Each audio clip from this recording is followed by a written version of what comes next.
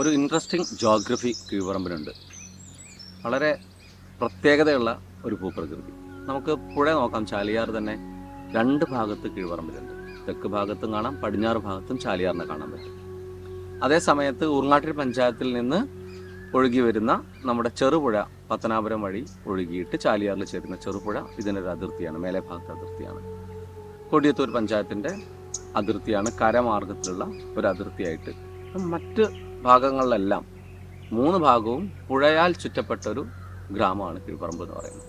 അതോടൊപ്പം തന്നെ വളരെ അടുത്തായിട്ട് പശ്ചിമഘട്ടമുണ്ട്. ഊർങ്ങാട്ടിരി പഞ്ചായത്തിലേക്ക് കയറി കഴിഞ്ഞാൽ കാടാണ്. അപ്പോൾ ആ കാടും നമ്മെ സ്വാധീനിച്ചിട്ടുണ്ട്, പുഴയും നമ്മളെ സ്വാധീനിച്ചിട്ടുണ്ട്. ഒപ്പം രണ്ട് വലിയ കുന്നുകൾക്കിടയിലുള്ള താഴ്വാരാണ് കീഴ്പറമ്പ്. ആ പേര് പോലും അങ്ങനെ ആയിരിക്കണം ഉണ്ടായി വന്നത്. പള്ളിത്തൊടി കാരാട്ട് കുഞ്ഞിപ്പോക്കൽ സാഹിബിന്റെ അറബിയിലെ ഒരു കവിതയാണ്. അതിന്റെ പേര് തന്നെ താഴത്തിൽ അറന്നു, താഴെയുള്ള ഒരു ഭൂമി എന്നാണ്.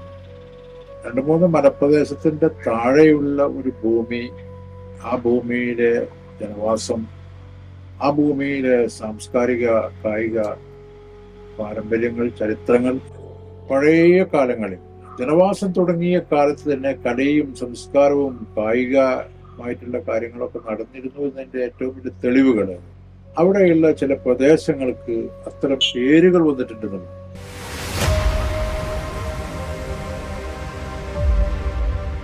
രണ്ട് വലിയ കുന്നുകൾ എന്നുകൊണ്ട് അർത്ഥാക്കുന്നത് മേലാപ്പറമ്പും പഴംപറമ്പുമാണ്.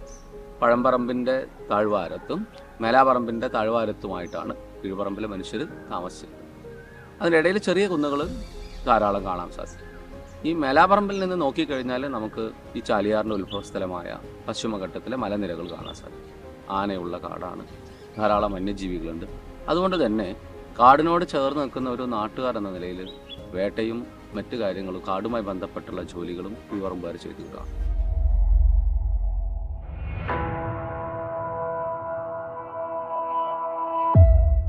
ഏതാണ്ട് 22 സ്ക്വയർ കിലോമീറ്റർ ചുറ്റളവിലുള്ള വനമാണ് ഈ സ്റ്റേഷന്റെ പരിധിയിലായിട്ടുള്ളത്. തേക്കിന്റെ പേര് കൊണ്ട് പ്രശസ്തമായ നിലമ്പൂരിലെ ഒരു സമതല പ്രദേശത്തിലുള്ള അരിമ്പ്രക്കുത്ത് റിസർവ് ഫോറസ്റ്റ്, ചുറ്റും മലനിരകളും സമതല പ്രദേശങ്ങൾ കൊണ്ട് സമ്പുഷ്ടമായ ഒരു പ്രദേശമാണ്. നാനാവിധത്തിലുള്ള വന്യജീവികളുടെ സാന്നിധ്യം, അതുപോലെ തന്നെ പക്ഷികള്, ഉരകങ്ങള്, സസ്തനികള്, എല്ലാവിധത്തിലുള്ള വന്യജീവികളും ഈ പ്രദേശത്തിൻ്റെ ഒരു പ്രത്യേകതയാണ്. നമുക്ക് കാണാൻ സാധിക്കും ഈ രണ്ട് മലനിരകൾ വലിയൊരു വാട്ടർ ടാങ്കാണ്. മേലാപ്പറമ്പും പഴംപറമ്പും. ഒരുപാട് ചോലകളുടെ ഓരോ കൈവഴികളിലൂടെ നമ്മൾ സഞ്ചരിക്കുകയാണെങ്കിൽ, പഴംപറമ്പിലെ ചോലകളിലൂടെ നമ്മൾ ഇറങ്ങി വരുന്നുവെങ്കിൽ അത് ചാലിപ്പാടത്തിൻ്റെ സമൃദ്ധിക്ക് കാരണമായി. അതുപോലെ തന്നെ മേലാപ്പറമ്പിൻ്റെ നാനാഭാഗത്തും ചോലകളുണ്ട്. ഈ ചോലകൾ ഒഴുകി താഴെ ഒരു കുഞ്ഞു കൈത്തോട് രൂപം കൊള്ളും. രണ്ട് കൈത്തോടുകൾക്കിടയിലാണ് ഒരു വയൽ നിൽക്കുന്നത്. അപ്പം കീഴ്പറമ്പിലെ വയലുകൾക്കൊരു പ്രത്യേകത നോക്കി കാണാം.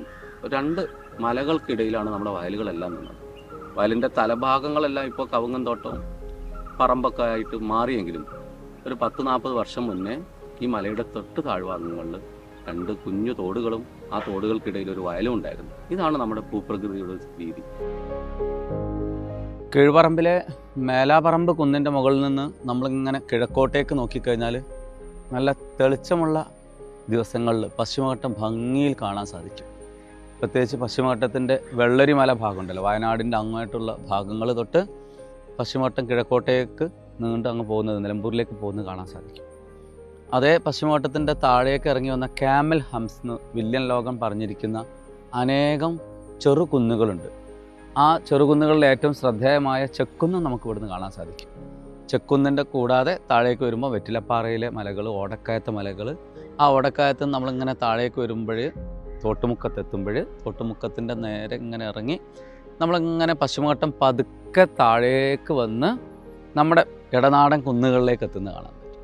ആ ഇടനാടൻ കുന്നുകളിൽ വലിയ വലിയ കുന്നുകളൊക്കെ നമ്മുടെ കീഴ്പറമ്പ് പഞ്ചായത്തിലുണ്ട്. പഴംപറമ്പ് ഉദാഹരണം.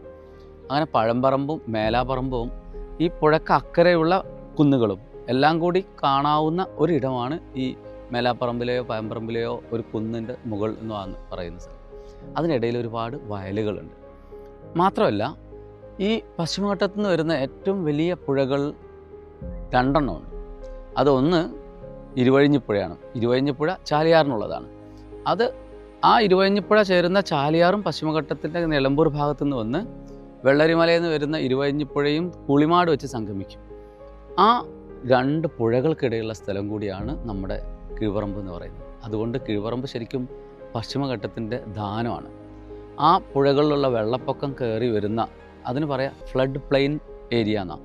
അങ്ങനെയുള്ള ഫ്ലഡ് പ്ലെയിൻ ഏരിയയാണ് ഈ നോക്കിയാൽ കാണുന്ന ചാലിപ്പാടം മുഴുവനും. മഴക്കാലത്ത് വെള്ളം കയറി വരും. ആ കയറി വരുന്ന വെള്ളത്തിലെ ലവണാംശങ്ങളും എക്കലും എല്ലാം കൂടി ചേർന്നുണ്ടായ ഈ ഫലഭൂഷ്ഠതയാണ് നമ്മുടെ ജീവനാഡി എന്ന് പറയുന്നത്. ഇവിടെ മനുഷ്യരെല്ലാം താമസിക്കാനുള്ള കാരണം ഈ കുന്നിൻ ചെരുവിലെ ഈ വയലുകളും തോടുകളും കുളങ്ങളും പുഴകളും ഒക്കെ കൂടി ചേർന്നാണ്. അങ്ങനെ കാർഷിക സംസ്കാരത്തിന് അനുയോജ്യമായ ഒരിടം ആണ് നമ്മുടെ ഈ നാടെന്ന് പറയുന്നത്. നമ്മൾ നോക്കേണ്ടത് ഒരു കാലത്തും വറ്റാത്ത, കൊടിയ വേനലിലും വറ്റാത്ത രണ്ട് പുഴകൾക്കിടയിലാണ് ഈ നാട്. കീഴ്പറമ്പ് പ്രദേശത്തിന് ഒരു കൃഷിപരമായിട്ടുള്ള ഒരു ചരിത്രമാണുള്ളത്. പഴയ തലമുറയിലെല്ലാം കൃഷിയായിരുന്നു പ്രധാനപ്പെട്ട ഉപജീവന മാർഗം എന്ന് പറയുന്നത്. നെല്ലുമായി ബന്ധപ്പെട്ടാണ് പ്രധാനമായിട്ടും നമ്മുടെ നാട്ടിൽ കൃഷിയുടെ ചരിത്രം ആരംഭിക്കുന്നത്. കാർഷിക മേഖലയിൽ വലിയ ജൈവ വൈവിധ്യം നമ്മുടെ കീഴ്പറമ്പിനുണ്ടായിരുന്നു. അപ്പോൾ ഈ കുന്നുകളുള്ളത് കൊണ്ടുള്ള ഗുണം എന്താ? താഴ്വാരങ്ങളിൽ കൃഷി ചെയ്യാം, കുന്നിൻ്റെ ചെരുവിൽ താമസിക്കാം. കുന്നിൻ്റെ മുകളിലെത്തിക്കഴിഞ്ഞാലോ സുഖകരമായ വേനൽക്കാല കൃഷികളും മഴക്കാല കൃഷികളും ചെയ്യാൻ പറ്റും. വേനൽക്കാലങ്ങളിൽ അവർ വയലുകളിൽ കൃഷി ചെയ്തു.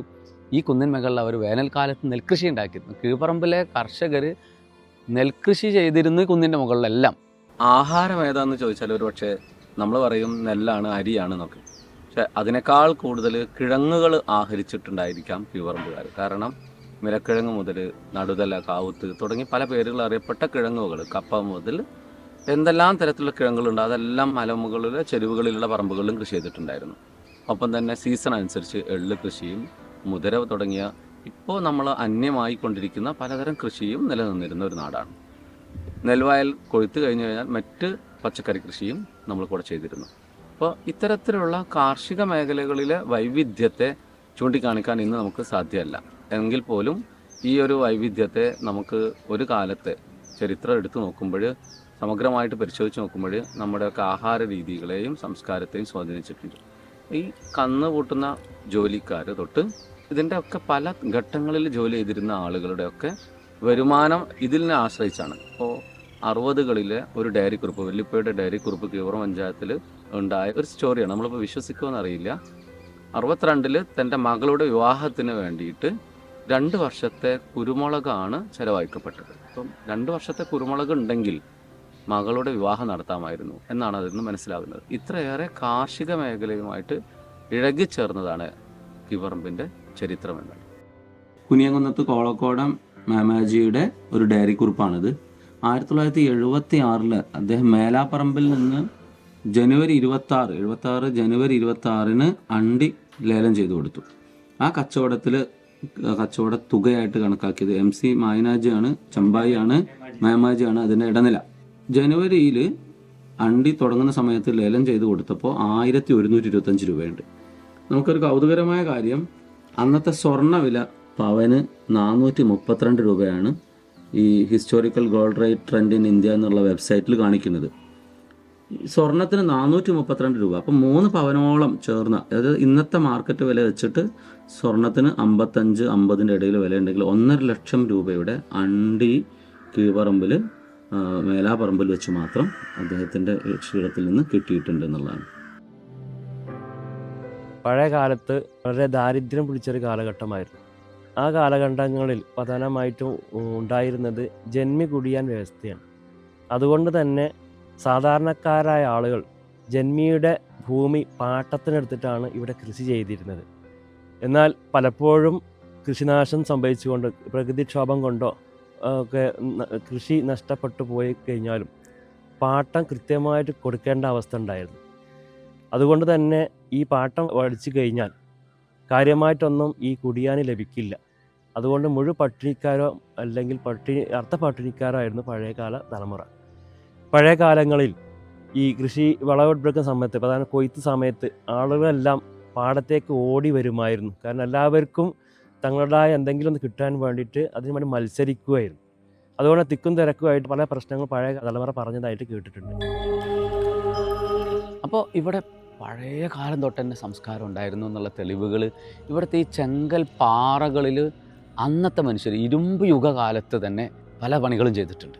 അപ്പോൾ ഇവിടെ നിന്ന് എല്ലാ മലകളിൽ നിന്ന് നമുക്ക് കിട്ടിയ റോക്കറ്റ് ചേമ്പർ എന്ന് പറഞ്ഞാൽ ഗുഹകളുണ്ടല്ലോ, ചെങ്കൽ വെട്ടിയെടുത്തിട്ടുള്ള ഗുഹകൾ പെരുമ്പറമ്പ് തൊട്ട് എല്ലാ മലകളിലും പഴമ്പറമ്പ് എന്നൊക്കെ കണ്ടിട്ടുണ്ട്. അത് മാത്രമല്ല ആ ഗുഹകളിലാണ് അവർ ശവം അടക്കി വെച്ചത്. അത് ശവസംസ്കാര രീതിയാണ്.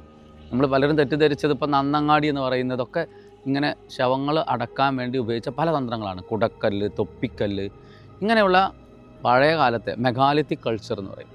അത്തരത്തിലുള്ള കൾച്ചറുകൾ ഉള്ള ഒരു നാടാണ് നമ്മുടെ നാട്. അപ്പോൾ എത്രയോ വർഷം പഴക്കം ഉണ്ട് മനുഷ്യ അധിവാസത്തിന് ഇവിടെ ഈ ഗ്രാമങ്ങളിൽ.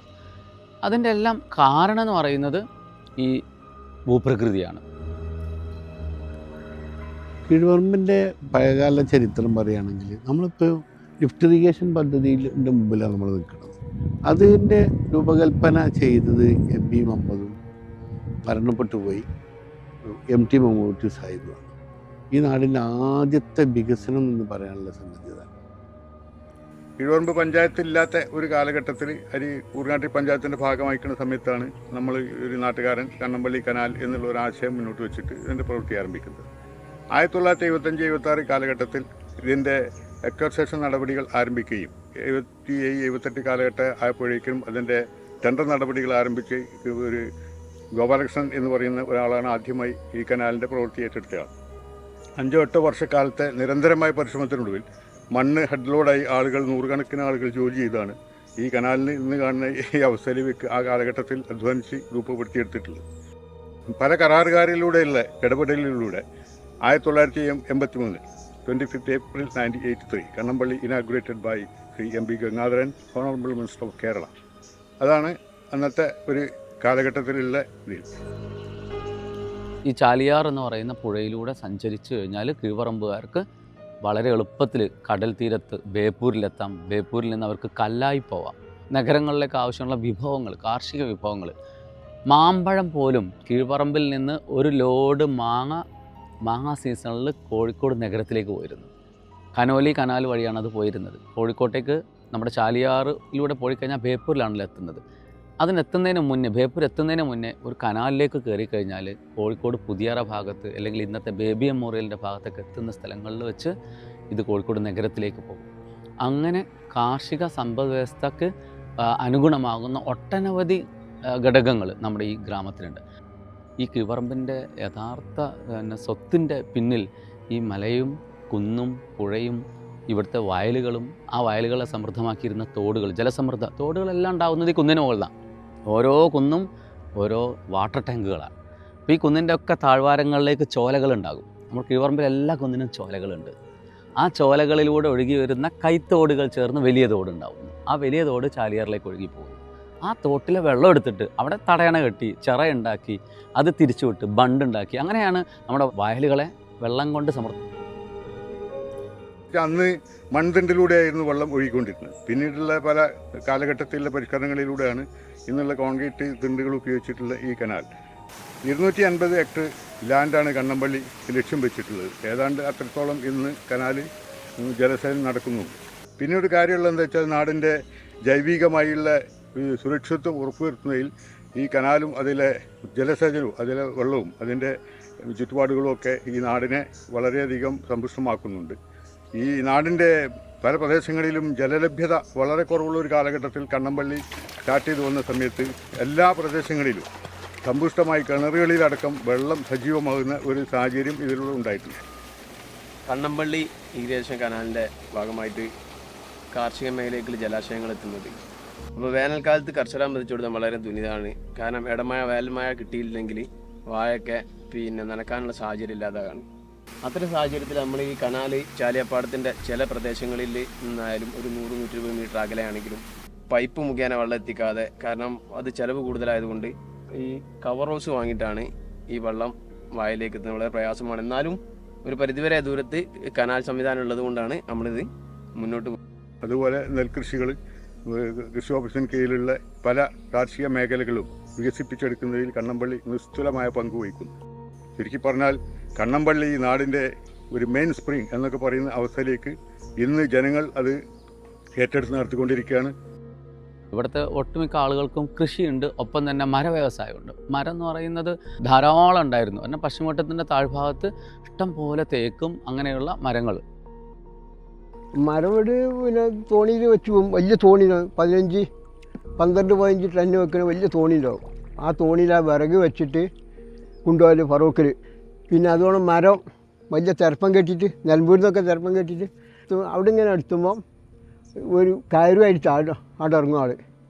ഇവിടെ പാറൻ്റെ ടൈമിൽ കയറും. അവിടെ പോയിട്ട് തറ പിടിക്കലാണ്, കുത്തി പിടിക്കും. അങ്ങനെ അങ്ങോട്ട് ചെരിഞ്ഞങ്ങോട്ട് ഒന്ന് ആ മാട്ടുമേലൊന്ന് വലിയ കച്ചവടമൊക്കെ ഉണ്ട്. അവിടെ ചായക്ക് കുടിച്ചതിന് ശേഷം പിന്നെ പോകല്. എല്ലാ തിരപ്പും അവിടെ അണിയിക്കും. എന്നിട്ടാണ് പോയത്. തോണിയിൽ ഞങ്ങൾ ഇല്ല കുത്തി ഇങ്ങനെ കൊണ്ടുപോകും. തിരപ്പം കൊണ്ടാൻ കഴിയില്ല, വലിയ തിരപ്പാണ്ടായാലും. ചാലിയാറുമായിട്ടുള്ള നിരന്തര സമ്പർക്കം മൂലം കോഴിക്കോട് പോലെയുള്ള വിദൂര ദേശങ്ങളുമായിട്ടുള്ള കച്ചവട ബന്ധവും നമ്മുടെ കാർഷിക സംസ്കാരത്തെ വളർത്തുന്നതിൽ വലിയ പങ്ക് വഹിച്ചിട്ടുണ്ട്. നമ്മുടെ വയലുകളിലെ നിരകളിലെ കൃഷിയെ ആ അർത്ഥത്തിലാണ് നോക്കിക്കാണേണ്ടത്. അരീക്കോട് ചന്തയിലേക്കുള്ള പ്രധാന വിഭവങ്ങളെല്ലാം പോയിരുന്നത് ഇതുപോലുള്ള സ്ഥലങ്ങളിലാണ്. കാടകങ്ങളിൽ, പ്രത്യേകിച്ച് കാടിനോട് ചേർന്ന സ്ഥലങ്ങളിൽ ഉണ്ടാകുന്നതിനേക്കാൾ സൗകര്യം ഇവിടെ കൃഷി ചെയ്യാനുണ്ട്. കാരണം അവിടെ മറ്റു മൃഗങ്ങളുടെ ശല്യമുണ്ട്, അതുപോലെ തന്നെ മലയിടിച്ചിൽ, ഉരുൾപൊട്ടൽ, ഇങ്ങനെയുള്ള പ്രശ്നങ്ങൾ അതൊന്നും ഇല്ലാത്ത സുഖകരമായ താമസത്തിന് പറ്റുന്നൊരു സ്ഥലം. അപ്പോൾ പശ്ചിമഘട്ടത്തിൻ്റെ തണുപ്പും കാറ്റും വെളിച്ചവും ഒക്കെ കിട്ടുന്നുണ്ട്, മഴ കിട്ടുന്നുണ്ട്. ഇടനാടൻ കുന്നുകളുടെ ഈ സൗഭാഗ്യങ്ങളെല്ലാം ഉണ്ട്. പിന്നെ കമ്മ്യൂണിക്കേഷൻസിന് അന്നത്തെ പ്രധാന മാർഗമായ പുഴയുണ്ട്. അപ്പോൾ ഇത്രയും സൗഭാഗ്യങ്ങളുടെ ഇടയിലാണ് ഈ സമ്പൽ സമൃദ്ധമായ ഈ ഗ്രാമം ഉണ്ടായത്. ഈ കൃഷിയോടനുബന്ധിച്ച് കുറേ ആഘോഷങ്ങൾ, ഉത്സവങ്ങൾ, നാടകങ്ങൾ, പാട്ടുകൾ എല്ലാം ഉണ്ടായിരുന്നു. പാട്ടുകളെന്ന് പറയുന്നത് പ്രധാനമായിട്ടും നാട്ടിപ്പാട്ട്, പുള്ളുവപ്പാട്ട് പോലുള്ള പാട്ടുകൾ. ഈ ഞാറ് നടുന്ന സമയത്ത് സംഘമായിരുന്ന് അവർ ഈ പാട്ടുകൾ പാടുമായിരുന്നു. അത് പഴയ കാലത്തെ തച്ചോളി ഒതേനൻ പോലുള്ള, ആരോമൽ ചേകവർ പോലുള്ള ആളുടെ വീരഗാഥകൾ വർണ്ണിച്ചുകൊണ്ടുള്ള പാട്ടുകളായിരുന്നു പഴയ കാലത്ത് ഉണ്ടായിരുന്നത്. ജലക്ഷാമം എന്ന് പറയുന്നത് മലമുകളിൽ ഏതാനും ചെരുവുകളിൽ താമസിക്കുന്ന ദുർബലരായ മനുഷ്യർക്ക് മാത്രമാണ് ഉണ്ടായിരുന്നത്. സ്വാഭാവികമായിട്ടും പുഴയും വയലുള്ള ഒരു ഗ്രാമം എന്ന നിലയിൽ വെള്ളപ്പൊക്കവും കൂടെ വന്നിരുന്നു. വെള്ളപ്പൊക്കത്തെ 2018-19 വെള്ളപ്പൊക്കത്തല്ല ഉദ്ദേശിച്ചത്. നോർമലി ചാലിയാറിന്ന് കയറി വരുന്ന വെള്ളത്തെ സ്വീകരിച്ചവരായിരുന്നു കീഴ്പറമ്പിലെ മനുഷ്യർ. സ്വീകരണം പല രീതിയിലാണ്. ആ വെള്ളം കയറി പോകുന്നത് വഴി പുഴയിൽ എക്കൽ മണ്ണുകളെല്ലാം വന്ന് കൃഷിയിടങ്ങളെ സമൃദ്ധമാക്കിയിരുന്നു. വെള്ളം കയറുന്ന സമയങ്ങളിൽ നമ്മുടെ പലതരത്തിലുള്ള ആക്ടിവിറ്റികൾ വെള്ളപ്പൊക്കത്തോട് ചേർന്നുണ്ടായിരുന്നു. പഴയ കാലത്ത് വർഷം കൊണ്ട് വന്നാൽ ജൂൺ ജൂലൈയിൽ വിറക് പിടിക്കാറുണ്ട്. വിറക് മരം ഇങ്ങനെ ഒഴുകി വരും. അത് കയറ് കെട്ടിയിട്ട്, മരത്തിന് കയറ് കെട്ടി അങ്ങോട്ട് പോയി അക്കരയ്ക്ക്, എന്നിട്ട് അവിടെ മരത്തുമേലെ അവിടെ കൊണ്ടുപോയി കെട്ടും. അങ്ങനെ പിടിക്കലുണ്ട്. ഞാൻ ഒറ്റയ്ക്ക് തന്നെ പിടിക്കൽ. മറ്റേ 3-4 ആൾ കൂടും വലിയ ഓണിക്ക്. ഇഷ്ടമാതിരി കിട്ടലുണ്ട്. മുമ്പൊക്കെ പഴയ കാലത്ത് വിറക് പിടിച്ച് ഞങ്ങൾ വിറക് മുട്ടിയാക്കിയിട്ട് ഫറൂഖ് കമ്പനിക്ക് കൊടുക്കലാണ്. സ്ഥിരം ഞങ്ങൾക്കൊക്കെ പണി തന്നെയാണ്, പോയ ജോലി തന്നെയാണ്.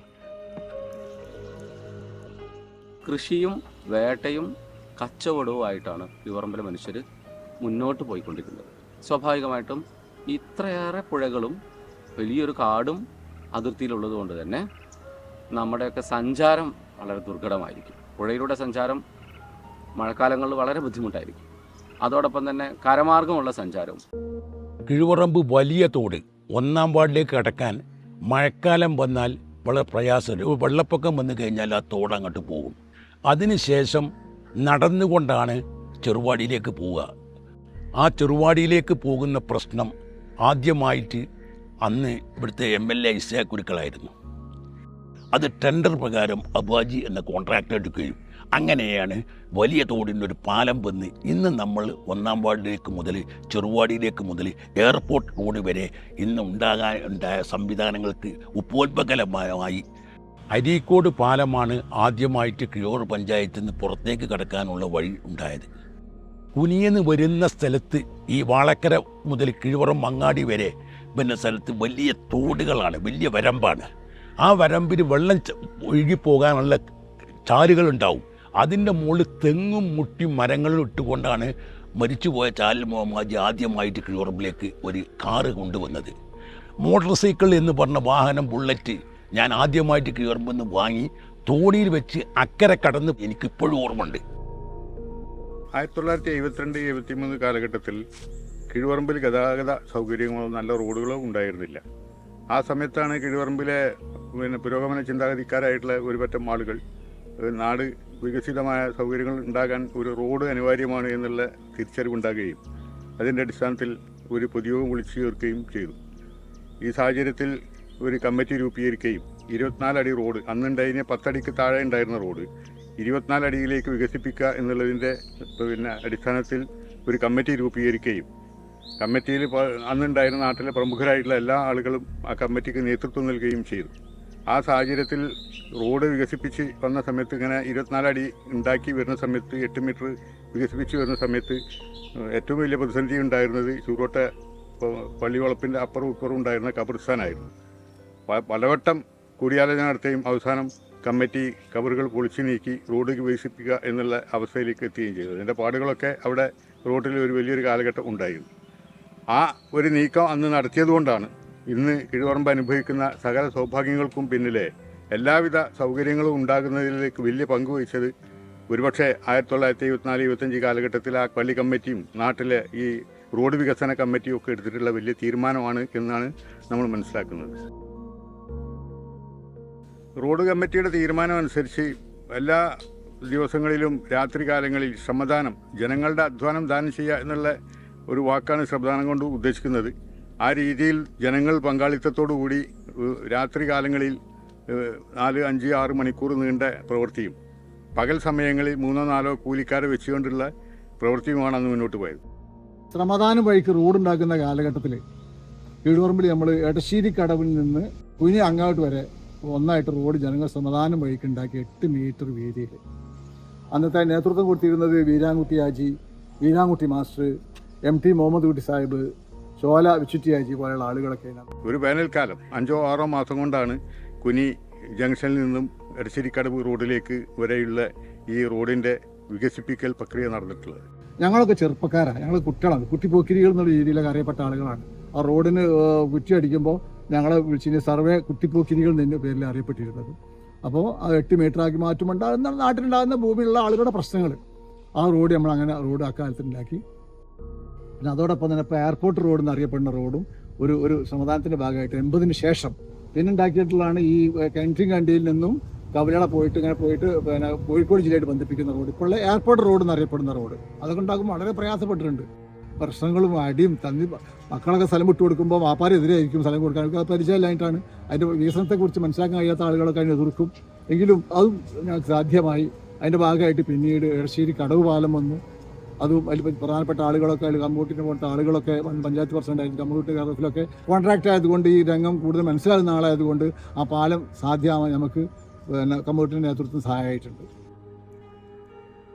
എടശ്ശേരിക്കടവ് പാലം ഞങ്ങളെ കാലഘട്ടത്തിൽ ഞങ്ങളുണ്ടാക്കിയ ഈ നാടിൻ്റെ ഏറ്റവും വലിയൊരു സങ്കല്പ സ്വപ്നമായിരുന്നു അത് ഞങ്ങളേതായാലും മറ്റാർക്കും നിറവേറ്റാൻ കഴിയാത്ത അതിവേഗതയിൽ അത് ഞങ്ങൾ നിറവേറ്റി.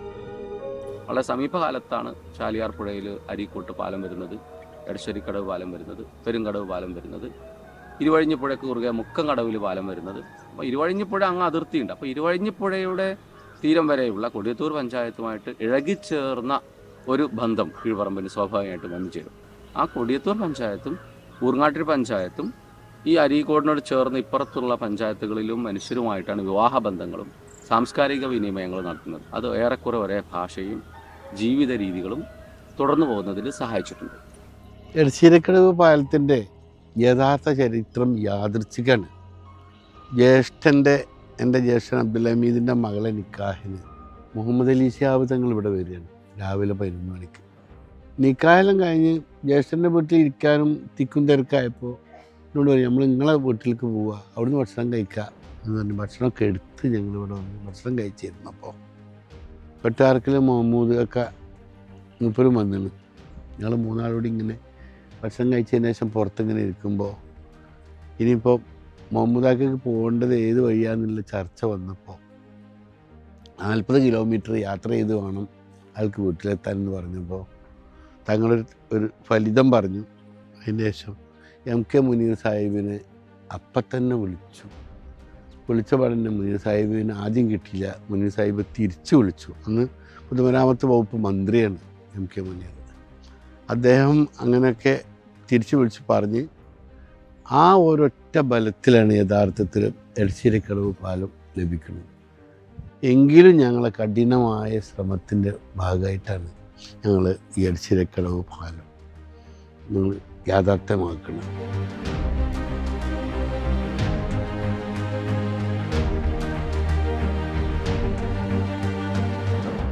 തൃക്കളിയൂർ ക്ഷേത്രം കോഴിക്കോട് മലപ്പുറം ജില്ലയുടെ അതിർത്തി പങ്കിടുന്ന കീഴുപറമ്പ് പഞ്ചായത്തിലെ പഴമ്പറമ്പിലെ കുന്നിൻ മുകളിൽ സമ്പന്നമായ പ്രകൃതി സൗന്ദര്യത്തിനിടയിൽ സ്ഥിതി ചെയ്യുന്ന ഈ ക്ഷേത്രം കേരളത്തിലെ അതിപുരാതന ശിവക്ഷേത്രമാണ്. ഭഗവാൻ മഹാവിഷ്ണുവാണ് ഇവിടത്തെ പ്രധാന പ്രതിഷ്ഠ. രാജ്യത്ത് ആദ്യമായി ഡൈനാമിക് സ്ഫോടനം പരീക്ഷിച്ചത് 1884 ഡിസംബർ 28 തൃക്കളിയൂർ ക്ഷേത്ര കവാടത്തിലാണ്.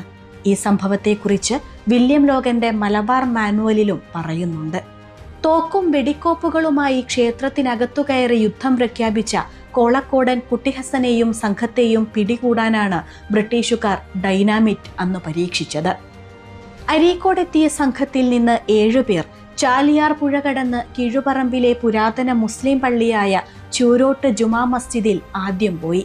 അവിടെ നിന്ന് സംഘം തൃക്കളിയൂർ ക്ഷേത്രത്തിലേക്ക് നീങ്ങുകയായിരുന്നു. ക്ഷേത്രത്തിനകത്തു കയറിയാൽ സുരക്ഷിതമായി പട്ടാളത്തിനു നേരെ വെടിവെക്കാമെന്ന സൗകര്യമായിരുന്നു സംഘത്തെ ആകർഷിച്ചത്. കുട്ടിഹസനും മറ്റും ക്ഷേത്രത്തിനകത്ത് കയറിയതോടെ കോഴിക്കോട് നിന്ന് പോലീസ് സൂപ്രണ്ട് മേജർ F. ഹോലയുടെ നേതൃത്വത്തിലുള്ള വൻ സംഘവും സ്ഥലത്തെത്തി.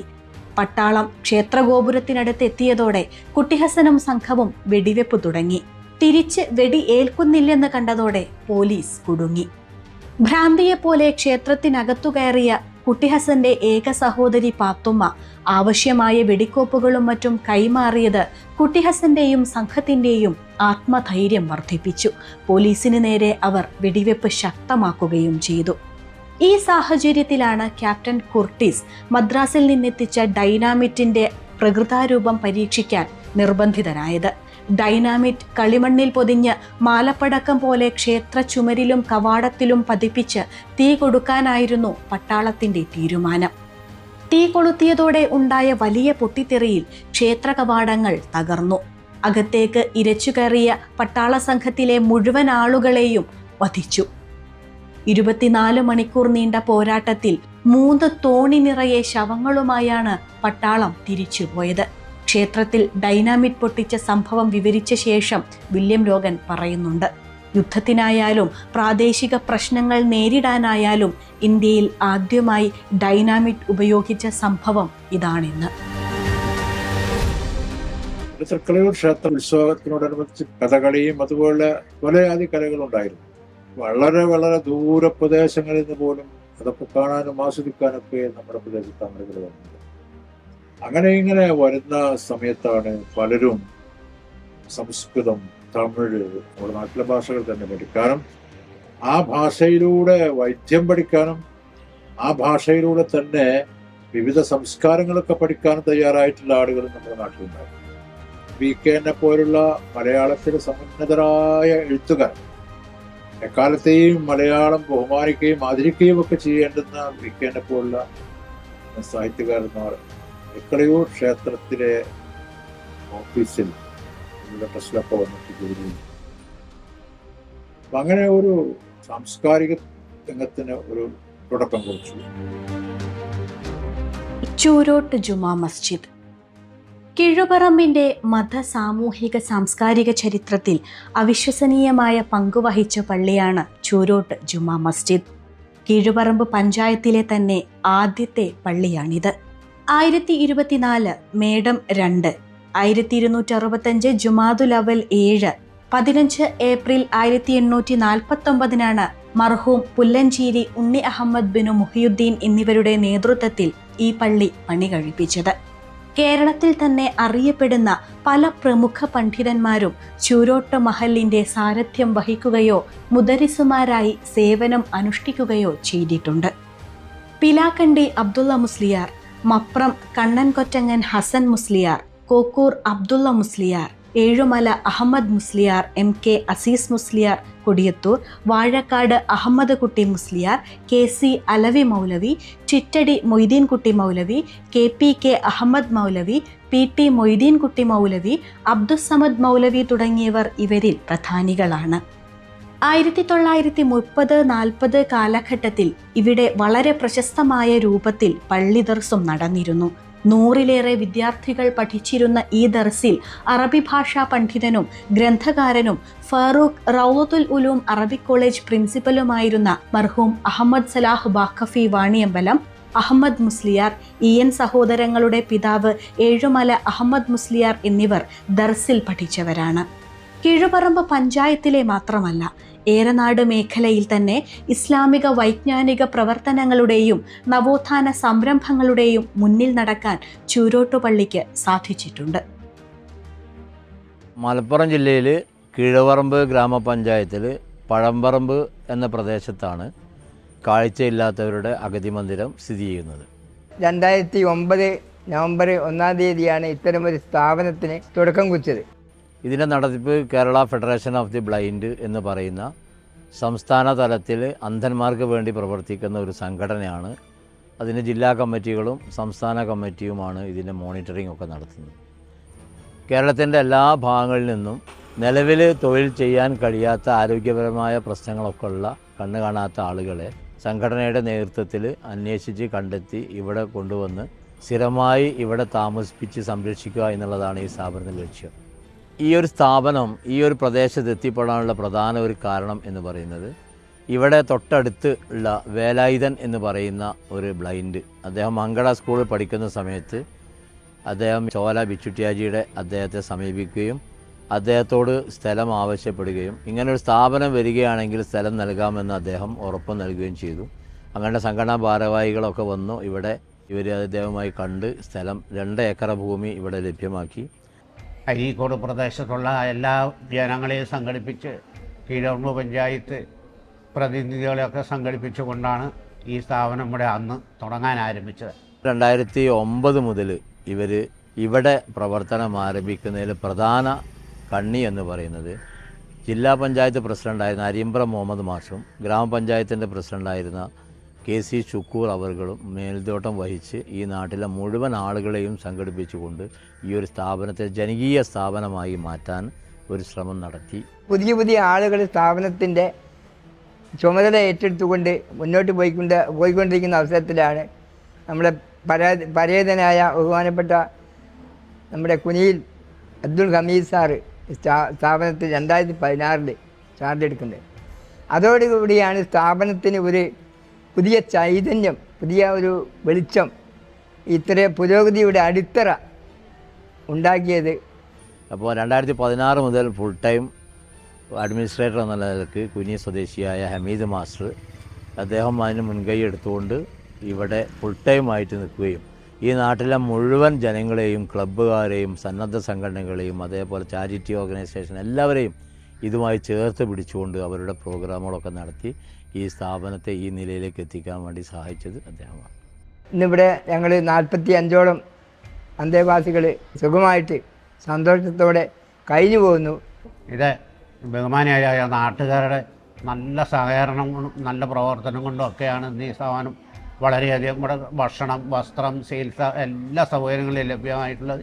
പിന്നെ അമീദ് മാഷയ്ക്ക് ശേഷം കൊടിയത്തൂർ സ്വദേശിയായ ശ്രീ റഷീദ് സാറ് ചാർജ് എടുക്കുകയും അങ്ങനെ സ്ഥാപനത്തിന് ഈ കാഴ്ചയില്ലാത്തവരുടെ ഒരു വെളിച്ചമായി ഇന്നും നിലനിൽക്കുന്നു. കീഴുപറമ്പിലെ വിദ്യാഭ്യാസ ചരിത്രത്തെക്കുറിച്ച് പറയുമ്പോൾ പണ്ട് മുതൽക്ക് തന്നെ കീഴുപറമ്പിൽ വിദ്യാഭ്യാസ സ്ഥാപനങ്ങൾ ഉണ്ടായിട്ടുണ്ട്. 2 പ്രൈമറി സ്കൂളുകൾ, ഒന്ന് AMLPS കല്ലിങ്ങൽ, കീഴുപറമ്പിലെ ഗവൺമെൻറ് LP സ്കൂൾ കീഴുപറമ്പ്. ഇത് രണ്ടും ഏകദേശം 100 വർഷത്തോളമായി അത് തുടങ്ങിയിട്ട്. ആ കാലത്ത് തന്നെ വിദ്യാഭ്യാസപരമായിട്ട് നമ്മളുടെ മുന്നിൽ ഒരു തുടക്കം ഉണ്ട് എന്ന് നമുക്ക് മനസ്സിലാക്കാൻ പറ്റും. പക്ഷേ അത്ര വിദ്യാഭ്യാസപരമായിട്ട് കുറച്ച് പിന്നോക്കാവസ്ഥയുടെ തുടക്കത്തിൽ. പക്ഷേ അരീക്കോട് പോലുള്ള ഒരു പ്രദേശത്തിൻ്റെ സമീപ പ്രദേശം എന്നുള്ള നിലക്ക് അവിടെ തുടങ്ങിയിട്ടുള്ള വിദ്യാഭ്യാസ മുന്നേറ്റം നമ്മളുടെ കീഴ്പറമ്പ് പ്രദേശത്ത് വിദ്യാഭ്യാസത്തിന് കുറച്ച് അത് മുന്നോട്ട് പോകാൻ അതിന് സ്വാധീനം ചെലുത്തിയിട്ടുണ്ട് നമുക്ക് കാണാൻ പറ്റും. അരീക്കോട്ടെ വിദ്യാഭ്യാസ പശ്ചാത്തലത്തിൽ നിന്നുകൊണ്ടാണ് കുനിയിൽ അൻവാറുൽ ഇസ്ലാം അറബി കോളേജ് വരുന്നത്. അത് KB മൂസ സുല്ലമി, പള്ളിപ്പറമ്പ് മുഹമ്മദ് അലി പോലുള്ള ആൾക്കാർക്ക് ആ കാലത്ത് തുടങ്ങിയിട്ടുള്ള ഈ സ്ഥാപനം ശരിക്ക് കീഴ്പറമ്പിലെ വിദ്യാഭ്യാസത്തിൽ ഒരു ആക്കം കൂട്ടിയിട്ടുണ്ട്. കുറേ ആൾക്കാർ അവിടെ പഠിച്ചു, അവരൊക്കെ അധ്യാപകരായി. ആ അധ്യാപകരൊക്കെ പല സ്കൂളുകളിലും കയറി അവർക്ക് കുറച്ച് വിദ്യാഭ്യാസത്തിൽ മുന്നോട്ട് പോകാൻ സാധിച്ചെന്ന് മാത്രമല്ല മക്കളെയൊക്കെ പഠിപ്പിക്കാൻ തുടങ്ങി. അതേപോലെ തന്നെ Keezhuparamba government high school 1976 government high school ഇവിടെ വന്നു. നമ്മൾ ഹൈസ്കൂൾ ഉണ്ടാക്കാൻ വേണ്ടി റേഷൻ ഷാപ്പിൽ നിന്ന് നമുക്ക് കിട്ടുന്ന റേഷൻ കടയിൽ നിന്ന് കിട്ടുന്ന പഞ്ചസാര വിറ്റുകൊണ്ടാണ് ഹൈസ്കൂളിലേക്ക് നേരെ ആദ്യമായി ഫണ്ട് ഉണ്ടാക്കുന്നത്, ഹൈസ്കൂളിന് വേണ്ടി, ബിൽഡിങ്ങിന് വേണ്ടിയിട്ട്. ആദ്യം ഗവൺമെൻറ് ഹൈസ്കൂളായി, പിന്നെ അത് വൊക്കേഷണൽ ഹയർ സെക്കൻഡറി സ്കൂളായി, പിന്നെ ഹയർ സെക്കൻഡറി സ്കൂളൊക്കെ ആയിട്ട് പുരോഗതിയിലേക്ക് പോയപ്പോൾ അതിനോടൊപ്പം തന്നെ കീഴ്പറമ്പിലെ വിദ്യാഭ്യാസവും മുന്നോട്ട് പോയിട്ടുണ്ട് നമുക്ക് കാണാൻ കഴിയും. അന്നത്തെ ഹൈസ്കൂളിൻ്റെ ഉദ്ഘാടന സമയത്ത് ഞാൻ പോയിട്ടുണ്ടായിരുന്നു. അന്ന് CH മുഹമ്മദ് കോയ ആയിരുന്നു അത് ഉദ്ഘാടനം ചെയ്ത്. അന്ന് അദ്ദേഹം പറഞ്ഞൊരു വാക്കുണ്ട്, ഈ വിദ്യാഭ്യാസ സ്ഥാപനം ഉയർന്നു വരുന്നതോടുകൂടി കീഴ്പറമ്പിൽ എല്ലാം ഉണ്ടാകുന്നു. ഇന്നും അത് ഓർക്കുകയാണ്. ഇന്നും എല്ലാ രംഗത്തും അത് ശക്തമായി വന്നു കഴിഞ്ഞു. ഇപ്പോൾ നമുക്കറിയാലോ, കീഴ്പറമ്പിനെ സംബന്ധിച്ചിടത്തോളം ഒരുപാട് വിദ്യാസമ്പന്നരായ ഗവൺമെൻറ് ജോലിക്കാരുള്ളൊരു പ്രദേശമാണ്. തൊട്ടടുത്ത പ്രദേശത്തെ സംബന്ധിച്ചിടത്തോളം ഒരുപാട് ആൾക്കാർ വിദ്യാഭ്യാസ രംഗത്ത് മുന്നേറിയ ഒരു കാഴ്ച നമുക്ക് കാണാൻ പറ്റും. ഇന്ന് കീഴ്പറമ്പിൽ ഗവൺമെൻറ് ഉദ്യോഗസ്ഥരായിട്ട് ഒരുപാട് ഡോക്ടർമാർ, എഞ്ചിനീയർമാർ, കോളേജ് അധ്യാപകർ, അഡ്വക്കേറ്റ്സ്, അതേപോലെ തന്നെ റിസർച്ച് ചെയ്യുന്ന അല്ലെങ്കിൽ ഗവേഷണ രംഗത്തുള്ള ഒരുപാട് ആൾക്കാർ ഇന്നും നമ്മുടെ നാട്ടിലും ഇന്ത്യയിലും പുറത്ത് യൂറോപ്യൻ രാജ്യങ്ങളിൽ പോലും ഗവേഷണം നടത്തുന്ന വിദ്യാർത്ഥികളുണ്ട്. നമുക്ക് വളരെ അത്ഭുതത്തോടു കൂടിയാണെങ്കിലും വളരെ സമീപ പ്രദേശത്തെ അപേക്ഷിച്ച് നോക്കുമ്പം ഒരു പടി മുന്നിലാണ് യഥാർത്ഥത്തിൽ വിദ്യാഭ്യാസം. അപ്പം അതിൽ നമ്മളെ കീഴ്പറമ്പ് ഗവൺമെൻറ് ഹൈസ്കൂളിൻ്റെ, അതുപോലെ തന്നെ കുനിയിൽ അൻവാറുൽ ഇസ്ലാം അറബിക് കോളേജിൻ്റെ, അതുപോലെ തൊട്ടടുത്ത പ്രദേശത്തുള്ള സുല്ലം സ്ഥാപനങ്ങളുടെയൊക്കെ സ്വാധീനം വളരെ വലുതാണ്. നേരത്തെ ഇവിടെ സ്കൂൾ ഉണ്ടാകുന്നതിന് മുമ്പ് ഒരുപാട് ആൾക്കാർ അരീക്കോട് ഗവൺമെൻറ് ഹൈസ്കൂളിലും അതേപോലെ തന്നെ സുല്ലം ഓറിയൻ്റൽ ഹൈസ്കൂളിലും പഠിച്ചിട്ടാണ് വിദ്യാഭ്യാസം നേടിയിരുന്നത്. ഇപ്പോഴും അതേപോലെ തന്നെ സമീപ ഹൈസ്കൂളുകളിൽ തൊട്ടടുത്തുള്ള നമുക്കറിയാം കൊടിയത്തൂർ ഹൈസ്കൂളുകളിൽ, അരീക്കോട് ഗവൺമെൻറ് ഹൈസ്കൂളുകൾ, അതേപോലെ തന്നെ സുല്ലം ഓറിയൻ്റൽ ഹൈസ്കൂൾ, ഇങ്ങനെ വിവിധ പ്രദേശങ്ങളിൽ, വിവിധ സ്ഥലങ്ങളിൽ തൊട്ടടുത്ത കോളേജിലും അതേപോലത്തെ ഇന്ത്യയുടെ പല ഭാഗങ്ങളിലുള്ള സെൻട്രൽ യൂണിവേഴ്സിറ്റിയിൽ പഠിച്ചുകൊണ്ടിരിക്കുന്ന ധാരാളം വിദ്യാർത്ഥികൾ ഈ കീഴ്പറമ്പ് പ്രദേശത്ത്, കീഴ്പറമ്പ് പഞ്ചായത്തിലെ വിവിധ പ്രദേശങ്ങളിലുണ്ട് എന്ന് നമുക്ക് കാണാൻ പറ്റും.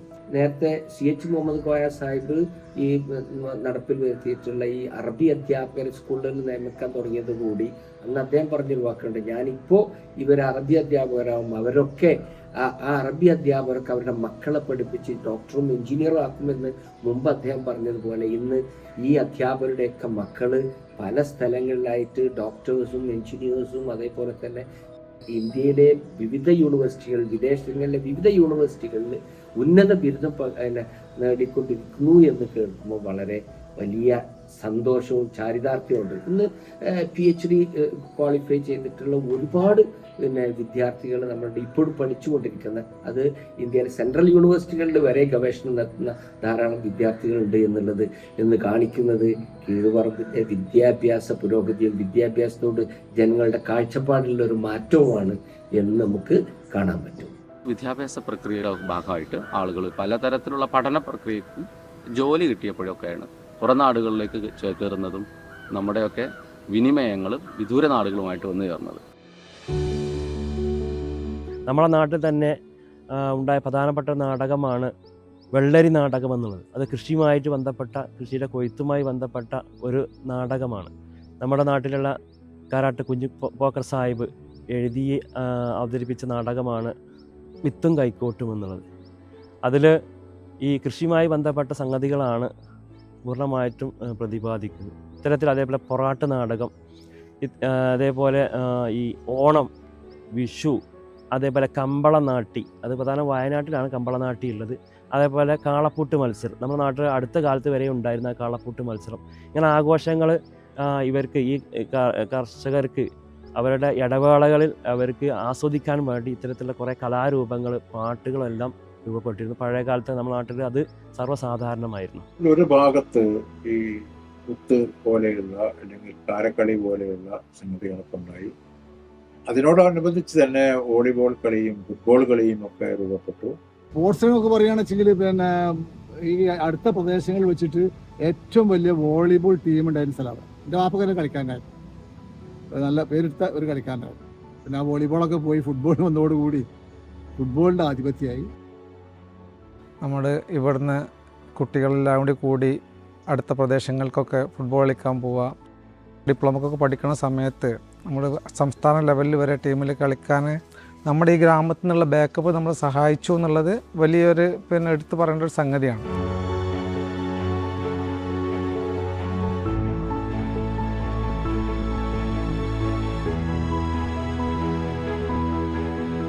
ഇപ്പോൾ ഫിറ്റ്നസ് അറിയാനും അത് ചെയ്യാനും ഭയങ്കര തിടുക്കാണ് ഇപ്പോൾ എല്ലാവർക്കും. ഇപ്പോൾ നമ്മളെ കീവറമ്പ് പഞ്ചായത്തിലെ 2 പാലമുണ്ട്. ഒന്ന് കുനി പാലം, അതുപോലെ കീവറമ്പ് പാലം. ഈ രാവിലെ സമയങ്ങളിൽ ഈ ഭാഗത്തോട്ട് വന്നു കഴിഞ്ഞാൽ നിങ്ങൾക്ക് മനസ്സിലാവും ഈ പഞ്ചായത്തിലെ എല്ലാവർക്കും ഉള്ളൊരു ഫിറ്റ്നസ് എത്രത്തോളം അവർ മെയിൻറ്റെയിൻ ചെയ്യുന്നു എന്നുള്ള മനസ്സിലാക്കാൻ പറ്റും. കുനി പാലത്തിലൊക്കെ ആണെങ്കിൽ രാവിലെ ഇഷ്ടം പോലെ വാക്കേഴ്സും അതുപോലെ വളരെ മോഡേൺ ആയിട്ടുള്ള എക്സസൈസുകളൊക്കെ ചെയ്ത് ഇതാക്കുന്നുണ്ട്. അതേപോലെ കീവറമ്പ് പാലത്തിൻ്റെ ആ ഏരിയയിലാണെങ്കിലും അതുപോലെ തന്നെയാണ്. അതുപോലെ നമുക്ക് കീവറമ്പ് പഞ്ചായത്തുകളിൽ സ്പോർട്സ് ഇത്രത്തോളം വളർന്നതെന്ന് മനസ്സിലാവും. പഞ്ചായത്ത് തന്നെ കുട്ടികൾക്കായിട്ടുള്ള കളിക്കാനുള്ള ഇഷ്ടംപോലെ ഏരിയകൾ ഇവിടെ സജ്ജീകരിച്ചിട്ടുണ്ട്. പഞ്ചായത്ത് ഗ്രൗണ്ട് തന്നെ കീവറമ്പ് പഞ്ചായത്തിൽ 2-3 ഗ്രൗണ്ട് അധികം കിലോമീറ്റർ ഡിസ്റ്റൻസ് ഇല്ലാതെ തന്നെ പഞ്ചായത്ത്, പിന്നെ അനവധി ഗ്രൗണ്ടുകൾ വേറെ തന്നെ കുട്ടികൾ സജ്ജമാക്കുന്നുണ്ട്. അതിനുള്ള രക്ഷിതാക്കളുടെ സപ്പോർട്ടും എല്ലാം ഉള്ളത് കൊണ്ട് തന്നെയാണ് ഇത്രയും താരങ്ങൾ ഇവിടെ വളർന്നു വന്നിട്ടുള്ളത്. ഒരു മോഡേൺ രീതിക്ക് നോക്കുകയാണെങ്കിൽ നമ്മളെ കീവറമ്പ് പഞ്ചായത്ത് നല്ല ഫിറ്റ്നസ്, നല്ല ബോധമുള്ള ആൾക്കാരാണ് ഇപ്പോൾ നിലവിലുള്ളത്.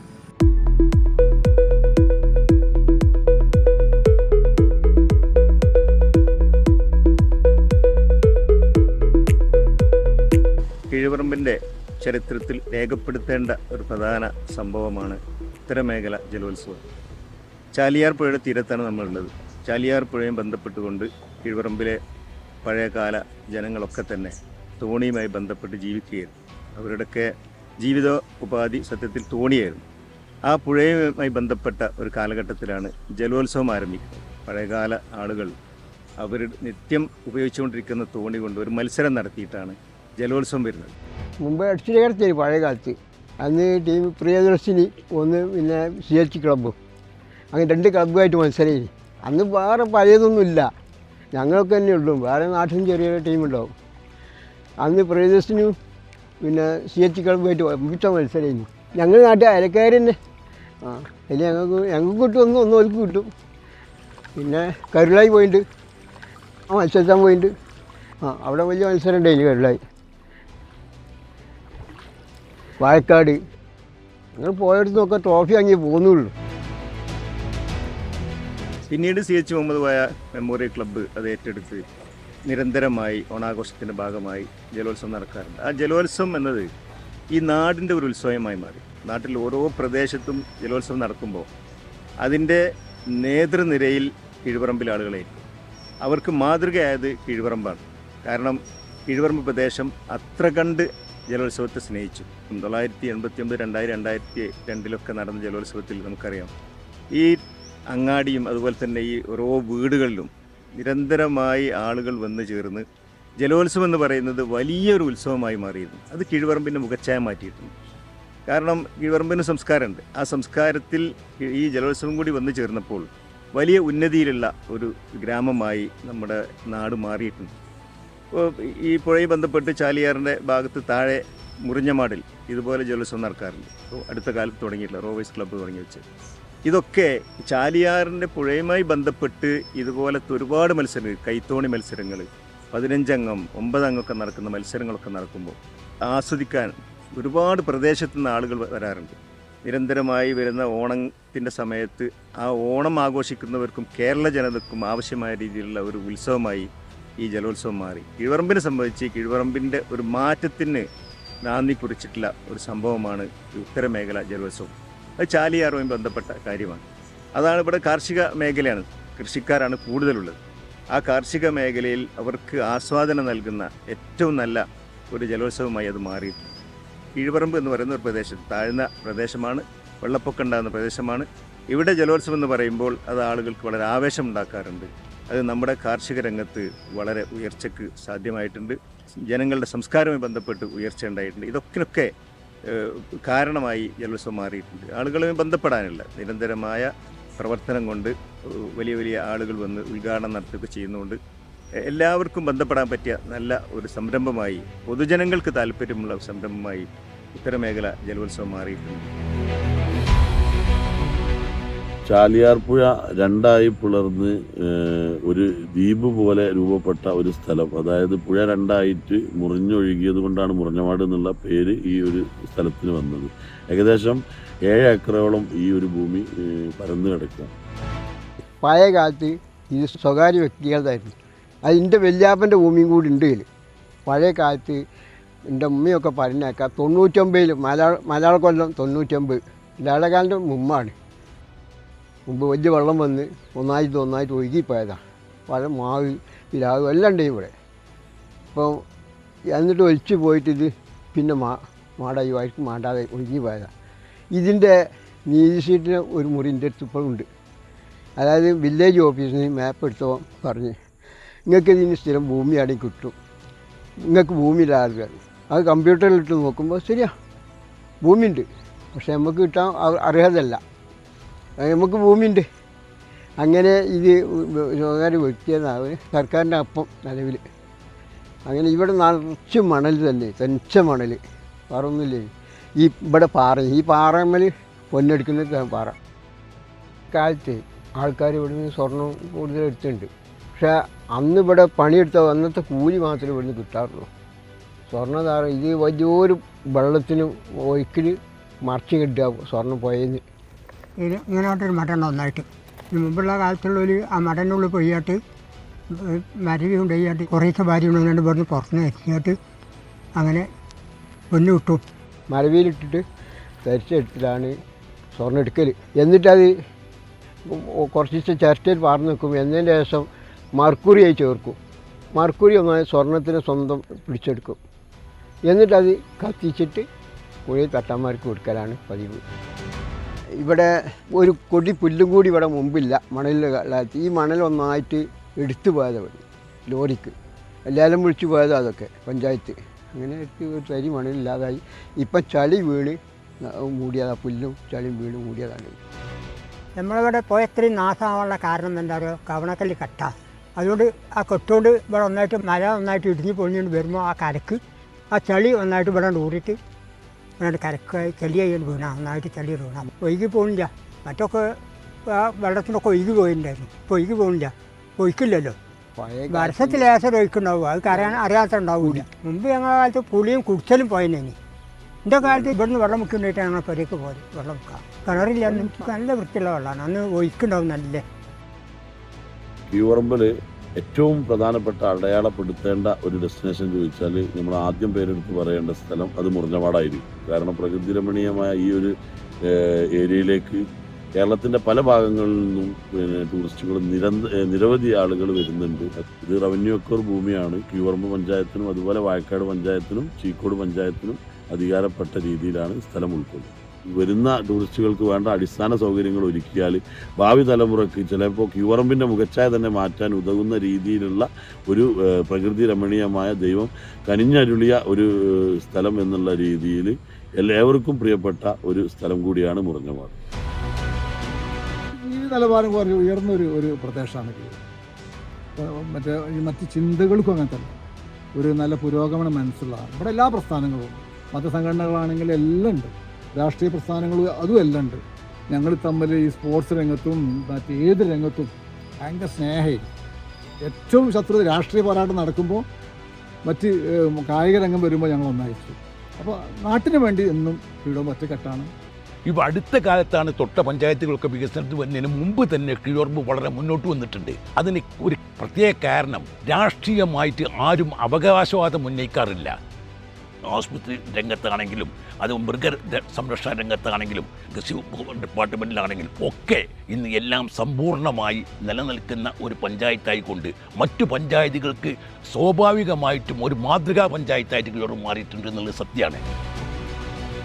നമ്മുടെ കൾച്ചറലായിട്ടും സോഷ്യലായിട്ടും ഒക്കെ നമ്മുടെക്കുള്ള പ്രത്യേകത നമുക്ക് മനസ്സിലാക്കണമെങ്കിൽ നമ്മൾ ശരിക്കും നമ്മൾ പുറം ലോകം താമസിച്ച് കഴിയുമ്പോഴാണ്. ഞാനൊക്കെ എന്ന് പറഞ്ഞാൽ ചെറുപ്പം മുതൽ ഇവിടുന്ന് നാട് വിട്ട് 30-34 വർഷമായിട്ട് പുറത്ത് പോയി നിൽക്കുമ്പോഴും പല നാട്ടിൽ നമ്മൾ പോയി ഇതേ എൻവിറോൺമെൻറ്റിൽ കൂടെ നമ്മൾ കറങ്ങുമ്പോഴൊക്കെ തിരിച്ച് നമ്മുടെ നാട്ടിലെത്തുമ്പോൾ ഉണ്ടാകുന്ന നമുക്കൊരു മാനസികമായ ഒരു പ്രത്യേക ഒരു അനുഭൂതി ഉണ്ട്. എന്താണെന്ന് വെച്ചാൽ നമ്മുടെ ഈ നാടിന് കിട്ടുന്ന നമ്മുടെ ഒരു സോഷ്യൽ അതേപോലെ ഒരു കൾച്ചറൽ ബാക്കപ്പുകളൊക്കെ അതൊരു വേറെ എടുത്തു പറയേണ്ട ഒന്ന് തന്നെയാണ്. ഉദാഹരണം എന്ന് വെച്ചാൽ മക്കൾ വരെ വന്ന് ഞങ്ങളിങ്ങനെ കൂടി ഇങ്ങനെ ഇരുന്ന് സംസാരിക്കുമ്പോൾ മക്കൾ ചോദിക്കുകയാണ്, ഉപ്പ ഇങ്ങനെ ലോകത്ത് പല സ്ഥലങ്ങളിലും പോയിട്ടുണ്ടല്ലോ, ഇപ്പം ഇങ്ങനെ പല സ്ഥലങ്ങളും പോയിട്ട് ഉപ്പൊക്കെ ഏറ്റവും ഇഷ്ടപ്പെട്ട സ്ഥലം അതാണ്. എനിക്ക് ഒട്ടും താമസിക്കേണ്ടി വന്നില്ല, ഒറ്റയടിക്കാൻ അതിന് മറുപടി പറയാൻ പറ്റിയ എന്താണെന്ന് വെച്ചാൽ ഇവിടെ ചൂരോട്ടി കിഴവറമ്പാണ് എനിക്ക് ലോകത്തിലെ ഏറ്റവും ഇഷ്ടപ്പെട്ട സ്ഥലം എന്ന് പെട്ടെന്ന് തന്നെ എനിക്ക് പറയാൻ കഴിഞ്ഞാൽ അത്തരം നമ്മുടെ ഒരു മാനസികമായി നമ്മൾ ആ ഒരു ലെവലിലാണ് നിൽക്കുന്നത്.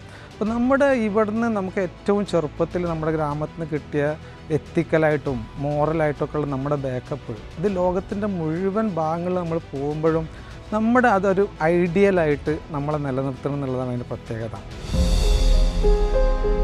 കിഴവറമ്പ് എന്ന നാടിനോട് വളരെയധികം അടുത്ത് ജീവിക്കുന്ന ഒരാൾ എന്ന നിലക്ക് അതിലുപരിയായി ഞങ്ങൾക്ക് വലിയ ഒരുപാട് കുടുംബ ബന്ധങ്ങളുള്ള നാട്. അതിനേക്കാളൊക്കെ ഉപരി എൻ്റെ കുട്ടിക്കാലം കാര്യമായും ചെലവഴിക്കപ്പെട്ടതിൽ ഒരു പ്രദേശം കൂടിയാണ് കിഴവറമ്പ്. 1976-77 കാലഘട്ടം കിഴവറമ്പ് ഹൈസ്കൂൾ തുടങ്ങിയിട്ടേ ഉള്ളൂ. കുനിയിൽ അവിടെയായിരുന്നു ഞാൻ 8ാം ക്ലാസ്സിൽ പഠിച്ചിരുന്നത്. ആ പഠിച്ചത് കാലം അതിൻ്റെ ഒരു വല്ലാത്തൊരു വൈബുള്ളൊരു കാലമാണ് അതൊക്കെ. വീട്ടിൽ നിന്ന് ഇറങ്ങി ഊടുവയിലൂടെ നടന്ന് ഏതാണ്ട് ചെറുവാടി പാടത്തിൻ്റെ ഇക്കരെ എത്തി അവിടുന്ന് അക്കരയ്ക്ക് കടന്ന് അതിനിടയിൽ പൊറ്റമ്മലുള്ള ഒരു കുളമുണ്ട്. ആ കുളക്കരയിലൊക്കെ കുറച്ച് വിശ്രമിച്ച് മുന്നോട്ട് പോകുമ്പോൾ കൊപ്പര തേങ്ങ പണിക്കാരുണ്ടാവും, കൊപ്പര വെട്ടുന്നുണ്ടാവും. അപ്പോൾ ആ തേങ്ങ വെള്ളമൊക്കെ കുടിച്ച് അങ്ങനെ കയറി ഇറങ്ങി ഇതിലൂടെ വന്ന് തെർക്കളയൂർ ഈ മഹാക്ഷേത്രത്തിൻ്റെ ഈ തിരുമുറ്റത്തൂടെയൊക്കെ വന്ന് ഇവിടുത്തെ പടവുകളൊക്കെ എണ്ണി തിട്ടപ്പെടുത്തിയൊക്കെ ഇങ്ങനെ നടന്നു പോയി ഈ വയലോലകളിലൂടെ അക്കരയിലേക്ക് എത്തി. അവിടെ എത്തുമ്പോൾ വീണ്ടും ചൂരോട്ട് പള്ളിയെ ആ കുളത്തെ ലക്ഷ്യമാക്കിയിട്ടാണ് പിന്നെ നടത്തും.